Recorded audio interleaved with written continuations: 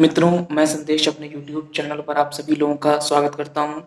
Urban geography में पहले अभी हम लोगों ने देखा था कॉन्सेप्ट ऑफ गार्डन सिटी, उद्यान या उपवन नगर की संकल्पना। और उसके आगे हम आज बढ़ रहे हैं और आज का जो हमारा टॉपिक है वो है नवीन नगर की संकल्पना, कॉन्सेप्ट ऑफ न्यू टाउन या new town concept. Urban geography में प्लानिंग वाले हिस्से में ये चीज़ें काफ़ी इम्पोर्टेंट हैं। और जनरली जब प्लानिंग की बात होती है तो उनके जो सिद्धांत है, जो संकल्पनाएं हैं, वो उसमें सबसे ज़्यादा इम्पोर्टेंट है।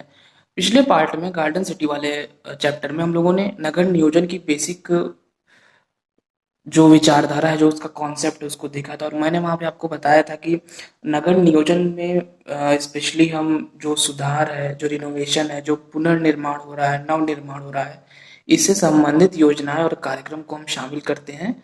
और ये क्यों किया जाता है, पुनर्निर्माण, नवनिर्माण और सुधार, जिससे कि जो नगर के निवासी हैं उनकी जो भी समस्याएं हैं उसका समाधान हो सके। वहां पर मैंने आपको किसी विद्वान की डिफिनेशन नहीं बताई थी, क्योंकि हमारा मेन उद्देश्य था गार्डन सिटी को समझना। तो मुझे लगा कि एक बार बस आपको नगर नियोजन के कॉन्सेप्ट से परिचित करा के सीधे हम कॉन्सेप्ट पे चलते हैं, गार्डन सिटी पर। लेकिन यहाँ पर मुझे लग रहा है कि कॉन्सेप्ट से तो आप परिचित हो ही चुके हैं, एक डिफिनेशन पर भी हम बात कर लेते हैं, क्योंकि अगर बाई चांस नगर नियोजन के बारे में कभी लिखने को आ जाए तो कॉन्सेप्ट तो आपका क्लियर है।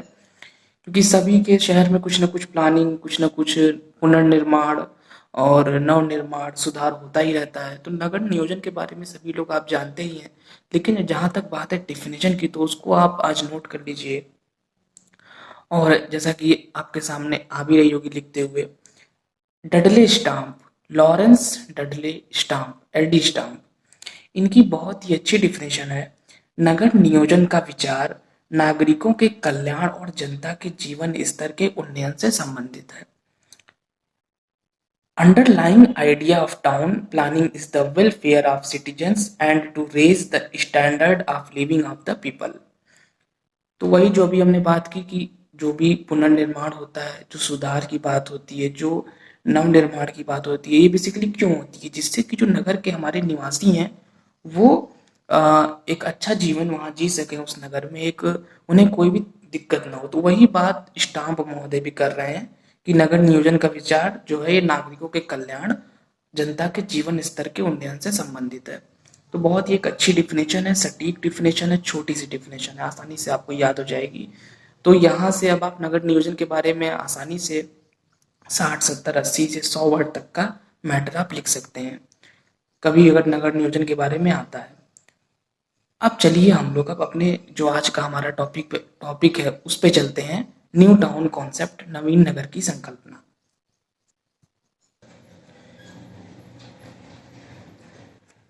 यह संकल्पना किसी स्थान पर नए नगर या नगरीय क्षेत्र के सुनियोजित विकास से संबंधित है।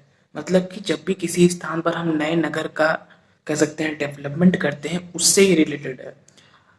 अभी जब हम लोग बेसिक कॉन्सेप्ट देख रहे थे तो वहां पे 3 चीजें आई थी, नवनिर्माण, पुनर्निर्माण और सुधार। और तीनों टर्म से आप परिचित हैं। सुधार मतलब कोई चीज अगर बिगड़ गई है तो उसको हम पूरी तरीके से नष्ट नहीं करेंगे, उसी में कुछ सुधार कर देंगे। पुनर्निर्माण मतलब फिर से निर्माण किसी चीज का, कोई चीज में सुधार और पुनर्निर्माण में अंतर है। मान लीजिए किसी घर में अगर हमें सुधार करना है तो सुधार बिना उसको गिराए हो सकता है, अंदर अंदर थोड़ा बहुत सुधार हो गया, बहुत ज्यादा डिफरेंस तो नहीं आ जाएगा, बट जो किसी की समस्या है उनका समाधान हो जाएगा। इसको हम बोल देंगे सुधार, कि उसको हमने घर को गिराया नहीं, घर को हमने तोड़ा नहीं, बस हमने उसमें थोड़ा सुधार कर दिया। पुनर्निर्माण का मतलब ये हम समझ सकते हैं कि हमने घर के जिस एरिया में दिक्कत थी या घर में जहाँ प्रॉब्लम थी, उस पूरे प्रॉब्लम को ही हमने हटा दिया, उस जगह को हमने वहां से हटा दिया, उस चीज को तोड़ दिया, फिर वहां पे हमने पुनः निर्माण किया। ये चीज हो जाएगी पुनर्निर्माण। और नव निर्माण का मतलब है वहां पर पहले से कुछ था ही नहीं, हमने बिल्कुल नए सिरे से किसी चीज को बनाया। अगर एक घर के एग्जाम्पल को देखें तो घर में हम सुधार भी कर सकते हैं, अपने घर में हम करते ही हैं, पुनर्निर्माण भी घरों में होता ही रहता है, आप सभी के घर में भी होता होगा। लेकिन नव निर्माण का मतलब है कि आप कहीं गए, आपने कहीं जमीन इत्यादि ली और वहां पर फिर आपने नए सिरे से एक नया मकान बनाया, तो वो बिल्कुल एक नई चीज है। ना वहाँ सुधार की बात हुई, ना वहाँ पुनर्निर्माण की बात हुई, वो बिल्कुल नया मकान ही बिल्कुल वो नया है। तो ये हो जाएगा नवनिर्माण। तो नवनिर्माण का बेसिकली मतलब ये है कि नया निर्माण बिल्कुल हो। तो वही बात ये संकल्पना में भी बताई जा रही है, जैसा कि संकल्पना का जो नाम है, जो टर्म है इसका, न्यू टाउन। न्यू टाउन का मतलब हम किसी नए नगर या नगरीय क्षेत्र का डेवलपमेंट करें, और इसमें हम ये ध्यान दें कि जो जनसंख्या का आकार हो और क्षेत्रीय विस्तार, क्षेत्रफल जो हो नगर का, घनत्व या डेंसिटी जो पॉपुलेशन की हो, वो बहुत ही प्लान्ड वे में हो, एक नियोजित तरीके से हो, जिससे कि जो भी प्रॉब्लम्स हो वो ना हो लोगों को। गार्डन सिटी वाले में भी हमने देखा था कि जो एबेनेजर होवार्ड महोदय थे, उनका क्या मानना था? उनका यही मानना था कि नगर की जो पॉपुलेशन हो गार्डन सिटी की, वो 32,000 30,000 से ज़्यादा ना हो, मतलब 30-32,000 के आसपास होनी चाहिए। एक आदर्श जनसंख्या, एक आइडियल पॉपुलेशन उन्होंने मानी थी। तो वही बात यहाँ पर भी बताई जा रही है। और यहाँ पर मैं एक चीज और ऐड करना चाहूंगा कि ये जो नगर नियोजन के अंतर्गत जो हमारा न्यू टाउन का कॉन्सेप्ट है, इसके अंतर्गत सबसे बड़ा काम अगर किसी विद्वान ने किया है तो वो है एफ.जे. ऑसबॉर्न। एफ.जे. ऑसबॉर्न महोदय ने इस क्षेत्र में सबसे ज्यादा काम किया, और अपने जीवन का काफी ज्यादा समय उन्होंने इसी क्षेत्र में काम करते हुए व्यतीत किया। एफ.जे. ऑसबॉर्न और जो एबेनेजर होवार्ड महोदय थे, जिन्होंने गार्डन सिटी का कॉन्सेप्ट दिया था, काफी हद तक उनसे ये प्रेरित थे। और जो पूरी की पूरी ये संकल्पना है न्यू टाउन की, ये गार्डन सिटी के मूवमेंट से प्रेरित है। इसीलिए गार्डन सिटी वाले में भी मैंने आपको बताया था कि गार्डन सिटी एक कॉन्सेप्ट है, लेकिन गार्डन सिटी का कॉन्सेप्ट इतना फेमस हुआ कि उसने एक आंदोलन का रूप ले लिया, एक मूवमेंट का रूप ले लिया। इसीलिए जब आप इंटरनेट पे सर्च करेंगे तो वहां टाइटल लिख के आएगा गार्डन सिटी मूवमेंट। मतलब विश्व, पूरे विश्व में अलग अलग स्थानों पे आंदोलन शुरू हो गया, और लोग अब प्रेरित हो गए कि उन्हें लगा कि नहीं, अच्छा कॉन्सेप्ट है और हर जगह पर हमें इस तरीके के गार्डन सिटीज का फॉर्मेशन करना चाहिए।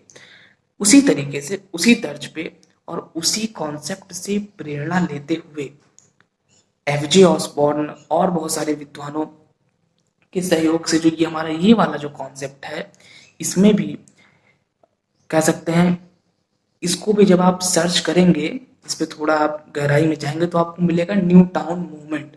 मतलब कि इसने भी एक मूवमेंट का रूप ले लिया था, मतलब एक कह सकते हैं आंदोलन जैसा पूरे विश्व में शुरू हो गया था, और अलग अलग जगह नए नए टाउन बसाना कह सकते हैं शुरू कर दिया गया था, बसाए जाने लगे थे। तो ये दोनों में एक कह सकते हैं रिलेशन है। मतलब जो हमारा गार्डन सिटी का कॉन्सेप्ट है वो पुराना है, ये बाद में आया, लेकिन दोनों एक दूसरे से रिलेटेड है। कहीं ना कहीं गार्डन सिटी के कॉन्सेप्ट ने एक नींव तैयार की, और आगे चल के उस पे फिर जो काम हुआ वो न्यू टाउन के कॉन्सेप्ट में हुआ, और दोनों में बातें लगभग एक ही बताई गई हैं।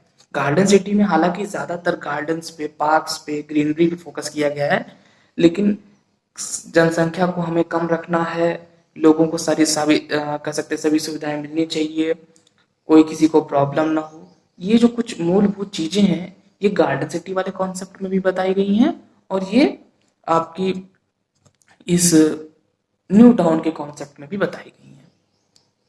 और आगे यहाँ लिखा है कि नगर आत्मनिर्भर हो तथा भवन, सड़कें इत्यादि एक निर्धारित मापदंड के अनुसार विकसित हो। आत्मनिर्भर का क्या मतलब है? नगर कैसे आत्मनिर्भर हो सकता है? मतलब कि जो नगर के निवासी हैं, नगर में इंडस्ट्रीज हों, नगर में जो भी लोग काम कर रहे हैं उनसे संबंधित कार्यालय हो, मतलब लोगों को काम के लिए किसी और सेंट्रल सिटी, किसी और बड़े केंद्रीय नगर के जो है तरफ न जाना पड़े। नगर की आत्मनिर्भरता यही है। नगर के निवासी आत्मनिर्भर होंगे तो नगर आत्मनिर्भर होगा। नगर के निवासी कहीं डिपेंड होंगे तो नगर को हम कहेंगे कि नगर किसी दूसरे नगर पे डिपेंड है। तो नगर के आत्मनिर्भर होने से मतलब है वहां के निवासियों के आत्मनिर्भर, और इसका तात्पर्य है कि उनके जो निवासी हैं उस नगर के, उनको उनके ही नगर में काम मिल जाए, उनको कहीं बाहर ना जाना पड़े। तो आत्मनिर्भर की बात बताई गई है। भवन, सड़कें इत्यादि एक निर्धारित मापदंड के अनुसार विकसित की गई हूँ। आज हम देखते हैं कि किसी ने पता नहीं कितने मंजिले का भवन तैयार कर लिया है, किसी का छोटा है, और उसके पश्चात सड़कों का भी हम देखते हैं कि कोई एक हमें रूट नहीं समझ में आता कि इस तरीके से एक निश्चित मापदंड पे सड़कें बनाई गई हैं। वही चीज भवनों में भी आपको देखने को मिलेगी। भवनों का भी कोई आपको एक निश्चित मापदंड वर्तमान समय में, स्पेशली इंडिया में आप जहां भी रह रहे हैं, आप देखेंगे अगल बगल कोई आपको मापदंड नहीं देखने को मिलेगा। और आप कहीं अगर जाएंगे फॉरेन के सिटीज में कभी देखेंगे तो बहुत सारे स्थानों पर, सभी स्थानों पर हम नहीं कह सकते, तो आपको लगेगा कि इस एरिया में अगर 100 मकान हैं तो 100 के 100 मकान का जो स्ट्रक्चर है, जो कह सकते हैं आर्किटेक्ट जिसने उसे बनाया, जो आर्किटेक्चर कह सकते हैं, वो एक जैसा आपको मिलेगा। वो एक प्रकार की कॉलोनी होगी, भले उसमें 100 मकान हो, 500 मकान हो, बड़ी कॉलोनीज होंगी, तो एक जैसे सारे आपको मकान वहां देखने को मिलेंगे। इंडिया में भी कहीं कहीं इस तरह की कॉलोनीज होंगी, लेकिन जनरली साधारणतया इंडिया में जो हमें देखने को मिलता है वो यही मिलता है कि भवनें, सड़कें इत्यादि एक निर्धारित मापदंड के अनुसार विकसित नहीं होती हैं। इसलिए इंडिया में इन सारे कॉन्सेप्ट्स की बहुत ज्यादा आवश्यकता है इस समय।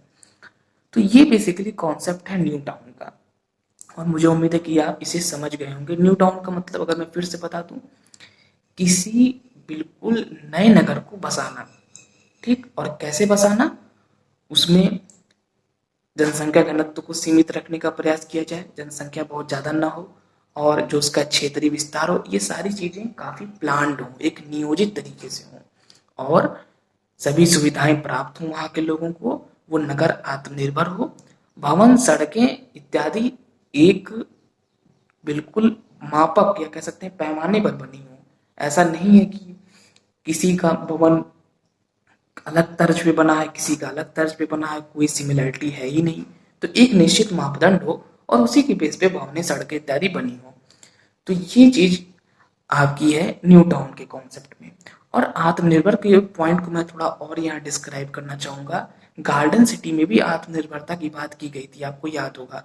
तो आपको यहाँ दिख रहा होगा कि काफी हद तक जो गार्डन सिटी वाला कॉन्सेप्ट है वो इसमें आ रहा है। लेकिन गार्डन सिटी वाले में प्रदूषण से बचाव, स्वच्छ वातावरण, हरियाली, इस पे बहुत ज्यादा जोर दिया गया था, इसमें उतना नहीं है।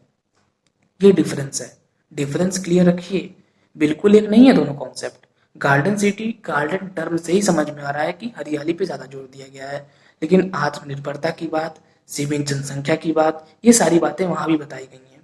और वहां आपने देखा था कि होवार्ड ने बताया कि इंडस्ट्रीज लगेंगी सीमांत क्षेत्र में, जिससे कि जो नगर के निवासियों को काम भी मिल जाए और नगर में बहुत ज्यादा धुआं इत्यादि भी ना हो, प्रदूषण भी ना हो।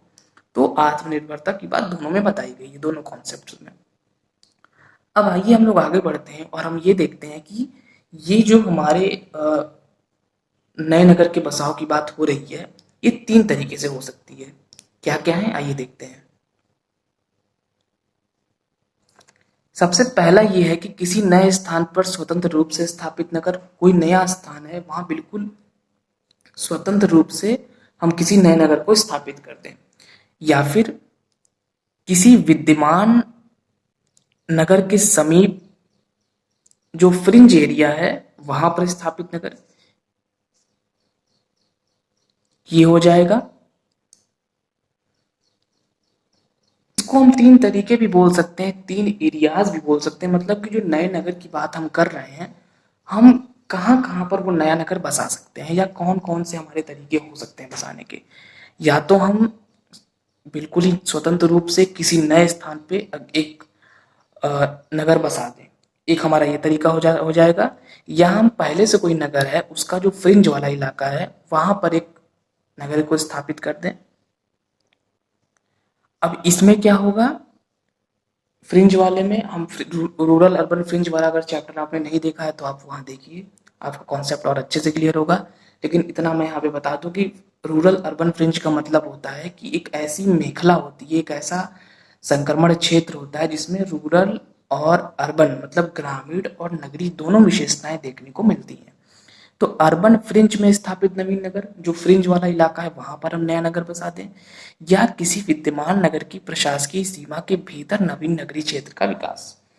जो कोई पहले से एक नगर हमारा स्थापित है उसका जहां तक प्रशासन उसका है, जो उसकी प्रशासकीय सीमा है उसके अंदर कहीं जगह देख के हम एक नया नगर बसा दें।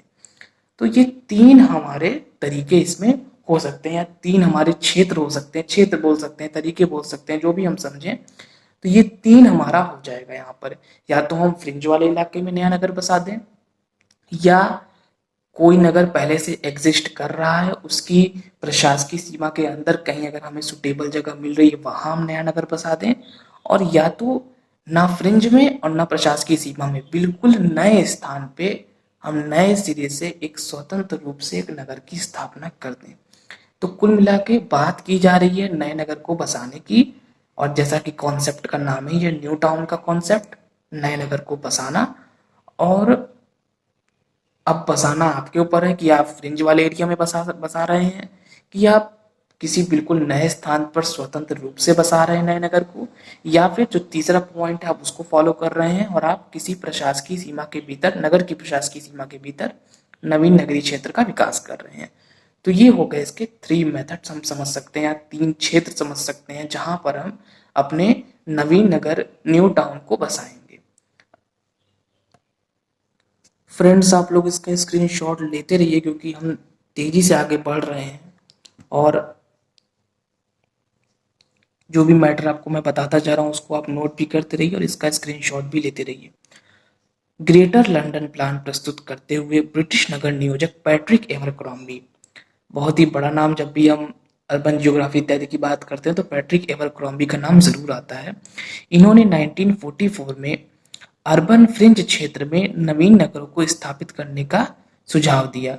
इससे क्या होगा, जो हमारा महानगर होगा उस पर दबाव कम होगा, और इनका एक विचार ये भी था कि आवास और जो लोग काम करते हैं, जो उनका कार्यस्थल है, वो पास पास हो, जिससे उनके न्यूनतम दूरी और लोगों को काम करने में दिक्कत ना हो। जो हमारा दूसरा वाला पॉइंट था, पहले पॉइंट में तो हमने देखा था कि बिल्कुल ही नया नगर नए स्थान पे बने, दूसरे पॉइंट में हमने फ्रिंज वाली बात की थी, और तीसरे पॉइंट में हमने देखा था कि नगर की प्रशासकीय सीमा के भीतर किसी स्थान पर हम नए नगर को बसा दें।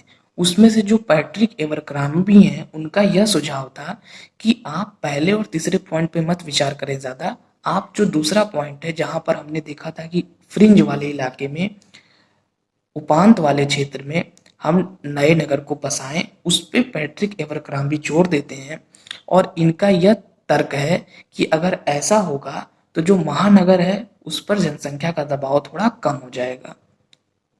तो इस चीज को भी हम ऐड कर सकते हैं कि यद्यपि ये 3 विचार आए कि इस स्थान पे हम इस तरीके से हम नए नगर को बसा सकते हैं, लेकिन इन तीनों में भी जो विचार फेमस हुआ, जिसको प्रसिद्धि मिली, वो मिली हमारे दूसरे वाले विचार को, जिसमें यह बताया गया था कि फ्रिंज वाले इलाके में नया नगर को बसाया जाए, और इसके समर्थक थे पैट्रिक एवरक्रॉम्बी महोदय। 1944 में इन्होंने बताया, और ये एक ब्रिटिश नगर नियोजक थे। जैसे एबेनेजर होवार्ड एक नगर नियोजक थे, वैसे ये भी वही एक फेमस ब्रिटिश नगर नियोजक अर्बन प्लानर थे। और इसी तर्ज पर फिर आगे यूएसए में, कनाडा में, फ्रांस में, स्वीडन में,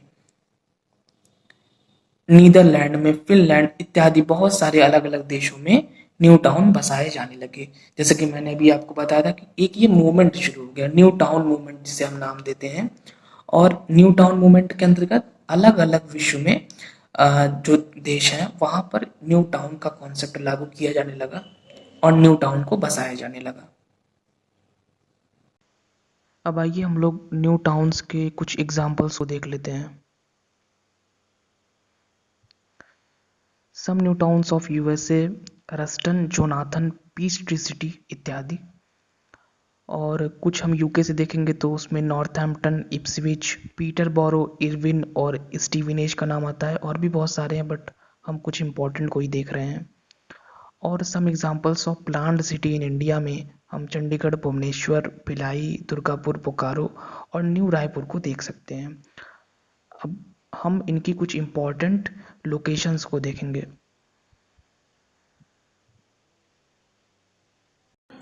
फ्रेंड्स, यहाँ पर आप देखिए चंडीगढ़ की लोकेशन हम देख रहे हैं, और चंडीगढ़ भारत का सबसे ज़्यादा एक प्लान्ड सिटी माना जाता है। जब एक सुनियोजित तरीके से बसाए हुए नगर की बात आती है तो हम चंडीगढ़ का नाम ज़रूर लेते हैं। तो ये है चंडीगढ़ की लोकेशन, और देखने में ही लग रहा है कि कितना प्लान्ड है और सेक्टर्स में बटा हुआ है चंडीगढ़। रोड्स 90 डिग्री पे कट कर रही हैं। तो वो सारी विशेषताएं हैं यहाँ पे जो एक प्लान्ड सिटी में होनी चाहिए। हम एक और एग्जांपल देख लेते हैं। मैं कुछ एग्जांपल आपको इसलिए दिखा रहा हूँ जिससे आपका कॉन्सेप्ट और अच्छे से क्लियर हो जाए। ये है रेस्टन वर्जीनिया यूएसए में, और रेस्टन भी एक न्यू टाउन का एग्जांपल है। इसको भी उसी तरीके से बसाया गया है, और रोड्स आप यहाँ की देख रहे हैं रेस्टन की, वर्जीनिया में है ये। और वर्जीनिया एक ईस्टर्न साइड में स्टेट है यूएसए में। जब हम यूएसए पढ़ेंगे तो वहाँ डिटेल में बात करेंगे इस पे।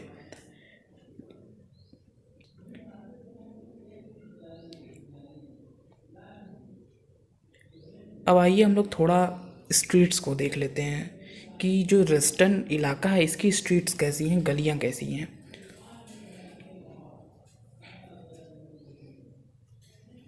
ये आपके सामने एक गली है, और यहाँ आप देख सकते हैं कि चौड़ी चौड़ी सड़कें हैं, सुनियोजित तरीके से सब कुछ बसाया गया है। तो हमारा कॉन्सेप्ट इसको देखने से और अच्छे से क्लियर हो रहा है कि बेसिकली न्यू टाउन का कॉन्सेप्ट है वो क्या है। वो यही है जो आपको यहाँ देखने को मिल रहा है। हरियाली भी है और एक प्लान्ड वे में सब कुछ स्थित है। फ्रेंड्स, इस प्रकार न्यू टाउन के इस चैप्टर में इतना ही। हम लोगों ने काफ़ी डिटेल में न्यू टाउन के संबंध में अध्ययन किया, और न्यू टाउन के बारे में बहुत लंबा क्वेश्चन नहीं आएगा। तो बेसिकली आप अपने कॉन्सेप्ट को क्लियर रखिए, और इतना मैंने इसमें बता दिया है कि आप अच्छे से समझ गए होंगे। एग्जाम्पल्स भी मैंने बता दिए, लोकेशंस भी कुछ की दिखा दी मैंने आपको, जिससे आप समझ जाएं और अच्छे से। और भी आप इसके बारे में रिसर्च करिए। जितने मैंने आपको एग्जाम्पल्स नोट करवाए हैं, रेस्टर्न और जोनाथन, अलग अलग एग्जाम्पल्स, यूएसए के, यूके के कुछ एग्जाम्पल, तो उसको आप नेट पे जाइए, सर्च करिए, उनके फ़ोटोज़ देखिए, स्ट्रीट्स की फ़ोटोज़ देखिए, तो आपका कॉन्सेप्ट और अच्छे से क्लियर होगा। फ़िलहाल यहाँ इस अध्याय में इतना ही। Thank you friends.